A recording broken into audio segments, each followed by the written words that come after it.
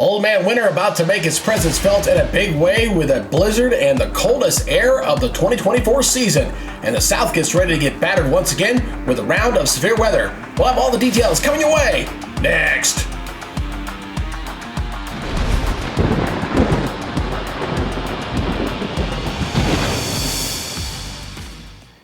Hello everybody and welcome back to the Weather Nerds YouTube channel. I'm meteorologist Greg Majeski, and before we get started, we always like to welcome aboard all our new subscribers. We've added over 300 of you now. We're currently up to 3,046, and you know, building a solid subscriber base is very critical for a weather YouTube channel, especially if you want to do live weather updates during a weather event. So again, if you haven't subscribed yet to the channel, please hit the subscribe button, hit that notification bell so you're alerted on future content, and please leave me a comment down below or give me a thumbs up, as it really does help with the YouTube algorithm as we continue to try to grow this audience. Now we have a very busy edition to talk about, so let's go ahead and dive into it. Here's what you need to know.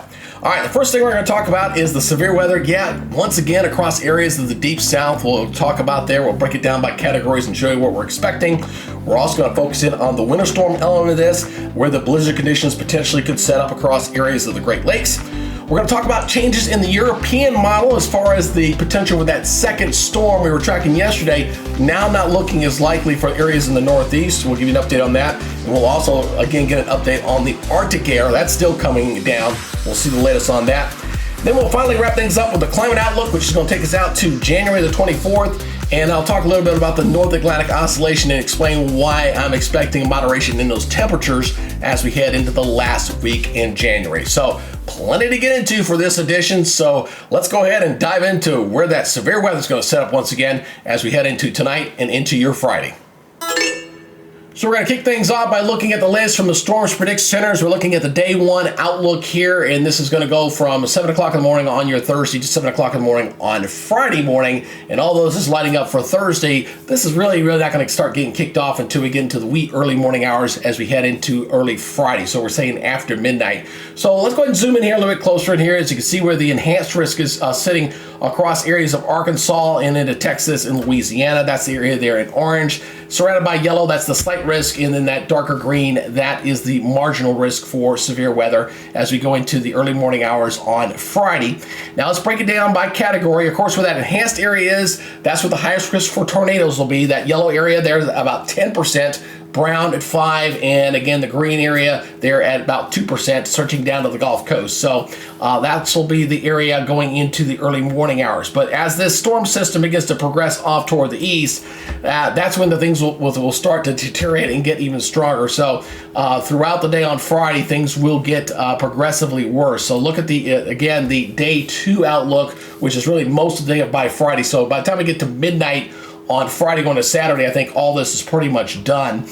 So again, that enhanced area, again, going from Charlotte, stretching back toward Atlanta, near Birmingham, Montgomery, Dothan, going down near Savannah and coming back up. So we're including cities of Columbia as well, Macon, Columbus, again, in that enhanced area. Therefore, severe weather. The yellow there is the slight risk, and again, the green, of course, is the marginal. Breaking this down by categories, again, a bigger area of considering with the chance of tornadoes there, about 10% chance they're covering across that area from near Charlotte, coming back over near Columbia and going back to Columbus and near Montgomery.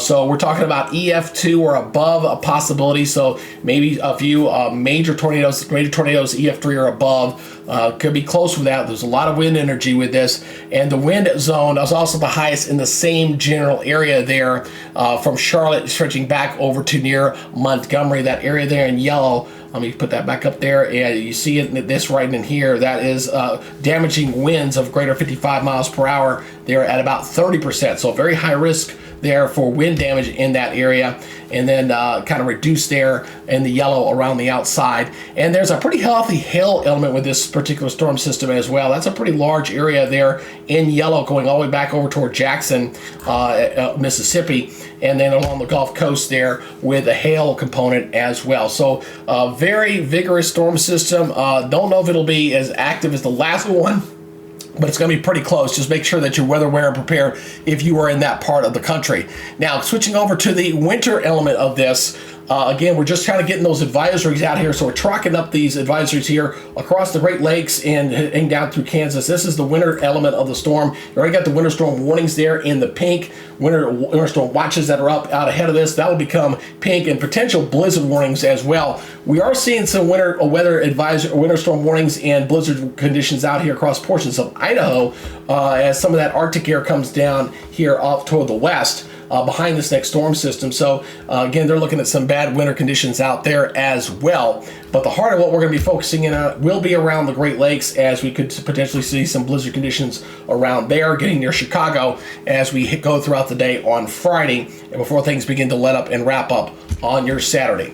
All right, we looked at the severe components. We looked at the winter components of this storm system. Let's look at the latest European model. There are some changes there, not so much with this initial storm system, but definitely for the one that we were tracking potentially behind this one. And we'll also take a look at that Arctic air, look at the latest as far as the temperatures we're expecting after the storm goes by. So let's get into it. So this model data we're going to look at is we're going to take out for the next 7 days. We're going to focus in on this big storm system here across the east.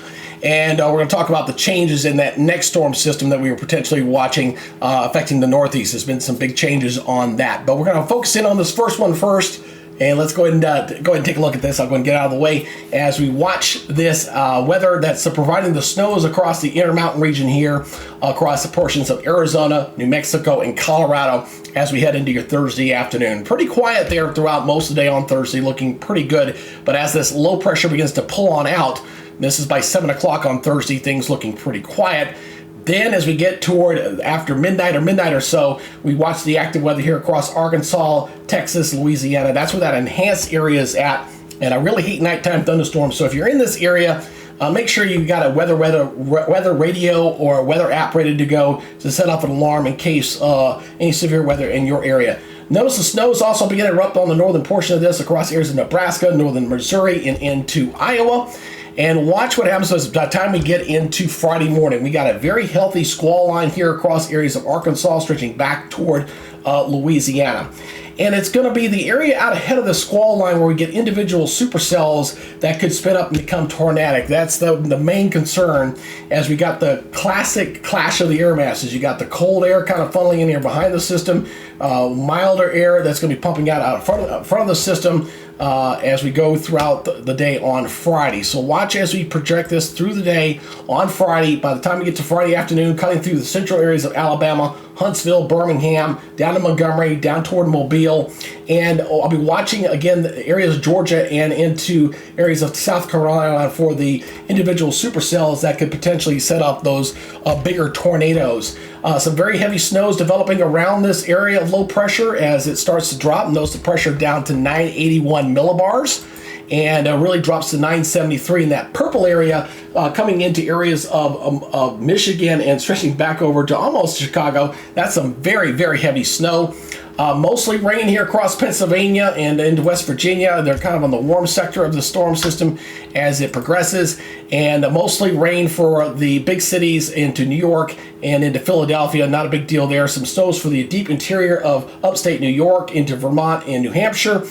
Some very gusty winds here across the 970 low. So this is when that blizzard side of the storm kind of picks up here as we head through the overnight hours on Friday and into Saturday morning with the storm system. And then it begins to lift on slowly up. So things should begin to slowly improve on Saturday and starts moving into Canada, and things begin to improve there as the storm system begins to exit up into the north and east of the United States. Then we're going to watch that cold air. It's really going to funnel in here across the country. Here's a big storm system here on the west coast as we head into late in the day on Saturday. That'll bring in some pretty heavy rains for Northern California and some heavy snows there across the Sierra Nevada as we watch for this next storm system. And just a plain old cold air settling in across most of the country. Now, we're still tracking, again, this area here, this winter precipitation with some of that Arctic air moving into the south. So you see the snows erupting across Oklahoma, Arkansas, still tracking, again, the potential for some freezing rain there for Sunday night and into Monday morning. You notice the pink getting pretty close to near Dallas and areas for the interior sections there of eastern Texas. And you see in the snows, it looks fairly light at this point. But again, any kind of dusting, especially if it's cold enough, I'd say if air temperatures are down 28 degrees, you definitely want to stay off the roads because that's going to get very icy, and it doesn't take much here across the southeast. But we're not getting the big low to develop here across the areas of deep south. We got some rain there, little snow there across portions of Mississippi, and a little slither of snow, not much in here, but not looking as dynamic as what was being shown yesterday. There's the low develops off the coast there, and you got the wraparound moisture with some of the winter precipitation to the south. Tennessee, Kentucky, interior sections of West Virginia getting some snow. Does pick up along the cities, but we're not getting that big low pressure system that was showing yesterday, that bomb low that dropped down like 961. It is a healthier low, 996, and it does track up to the northeast, but just not as strong as what was showing yesterday. So that's the big change there, but some big cold air is diving in behind this low pressure system as it comes on through, and then it moves up into Canada, just plain old cold, to say the least, as that low tracks up and clears out by the time we head into next Wednesday. And just very quiet weather as we're going to see things kind of dry out once that second storm system goes by, and just plain old cold for a lot of the country over that period. Now let's go ahead and switch over to the temperatures. I do want to track the temperatures as we go through this period here, and we'll take it forward here through late in the day on your Thursday. So notice the big chunk here in the south, fairly mild temperatures, not bad by January standards, but not too bad. But the real Arctic air is up here toward the north, and as these storm systems swing by, we're just going to keep tapping some of that Arctic air that's been kind of bottlenecked up into Canada, as a little bit of the polar vortex is going to break free, and you're going to hear that in the media, folks, so get ready for it. As this cold air progresses southward, as we go into your Friday, noticing we're seeing more of the country getting in on this action. Very warm sector here ahead of with those thunderstorms and the clash of the air masses. So you got the nice cold front coming through here, and some of that very cold air starting to ooze in across the continental United States. So we're going to squish and move off all that mild air as that front clears on Saturday morning. But look out these temperatures once again. These have not changed. This has been pretty much consistent with these temperatures here, showing in the 30s and 40s degree below zero across areas of Montana, parts of Idaho, and you're getting below zero temperatures even getting into areas of Missouri as we head into Saturday morning. And as we progress forward, as we wait for that next system to come by, this more and more of the country going to get inundated with these below normal temperatures or below zero temperatures. As you can see here, again, right through a big chunk of the country, I'd say about maybe 35-40%, seeing some very cold below zero temperatures. And again, temperatures not even getting above zero for high temperatures in some cases with this cold air. So let's track this thing as it begins to slowly move in and take over most of the country. And look, by Monday morning, almost the entire country is seeing temperatures below freezing, and a big chunk of it seeing single digits. And this will settle into the southeast eventually as that next storm system clears early next week. And you're seeing the hard freeze, and you're seeing temperatures down in the teens getting down into areas of the deep south, and even some freezing temperatures getting down into Florida as we go into, say, Thursday of next week. So, again, it looks very, very cold. Not as cold looking as yesterday's, maybe slightly milder in some cases, but overall, it is going to be quite frigid and quite cold. All right, we know we got the cold air coming, so let's go ahead and switch over to the climate outlook, and we'll take a look at what to expect there, and I'll also explain why I am expecting moderation of these temperatures as we head to the last week in January. So let's go check it out. Well, the 6 to 10 day outlook is definitely making it very clear. We're going to stay very chilly across a big portion of the country, especially here across areas of the Midwest and the Deep South, as a part of that polar vortex is going to set up shop here from the 16th to the 20th. And we're going to continue to stay below normal, even going in through days 8 through 14th. That's going to take us out again out into the 24th of the month. So quite chilly here across the eastern, say, 2/3 of the country. It will be milder out here in the west. for California down into Arizona there for this period. And then beyond that, I think we begin to see some changes, and I'll kind of explain why here in just a second with the NAO. But let's look at the precipitation outlook as well. With that cold Arctic air moving in, we're going to cut off the moisture flow, and a big part of the country is going to see below normal precipitation because it's going to be too cold, too dry, except for maybe some areas there across Montana, areas of the west. And that's going to continue again for days 8 through 14, taking us out to the 24th. You see below normal precipitation chances here across areas of New England right through there. And then we start seeing maybe a little more activity here across areas of Texas, maybe some of the El Nino impacts of the subtropical jets starting to get going once again, because that's where I think we're going to be heading as we head into the last week of January. I think we see temperatures begin to moderate quite a bit, and then we'll see kind of more of a return what we saw heading back into December, where we had kind of more active subtropical jet stream, and we don't have as much cold air across the country. We get a little bit of a break. At least that's what I'm anticipating right now. So looking at the NAO real quick, and you can see what I'm thinking right here. So I want to remind folks once again, when I'm talking about this forecast model, okay, you're looking at the positive and negative phases of the jet stream. When it's in a negative phase, that's when you have the active weather and the cold weather across the continental United States. So the zero line sitting right through here, all those red lines, those are your forecast model. So right now we're sitting right about in here, but the forecast trend is for this to go back up and even go into a positive phase as we go into the end of the month. That's why I'm anticipating right now we're going to see things begin to change as we go beyond, say, the next 14 days. I think by the last week of January, we'll see things begin to moderate. There'll still be some cold sections, maybe across the northern tier, but we'll definitely see things begin to moderate a bit. And I think we see a little more of what we were seeing earlier in the winter or back in December with weaker storm systems and definitely not as cold across the continental United States. Let's go ahead and take a look. I want to take a look real quick at the snow totals from this next storm, and then we'll go ahead and wrap things up.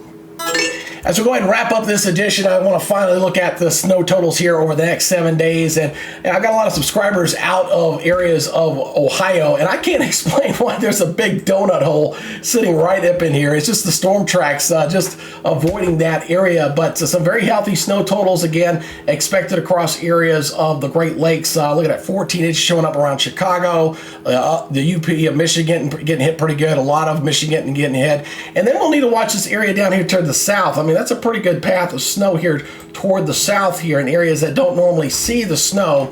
So we got to watch that. That's with that secondary system going into next week, and we'll have to watch that closely to see if that changes any, as well as you're seeing some 2 to 4 inch snow path right through here going into northern Mississippi, extreme northern Alabama, getting over near the Nashville area, getting near Chattanooga, the Tri-Cities, and then going up into Virginia. So that's something to watch with that next storm system as well.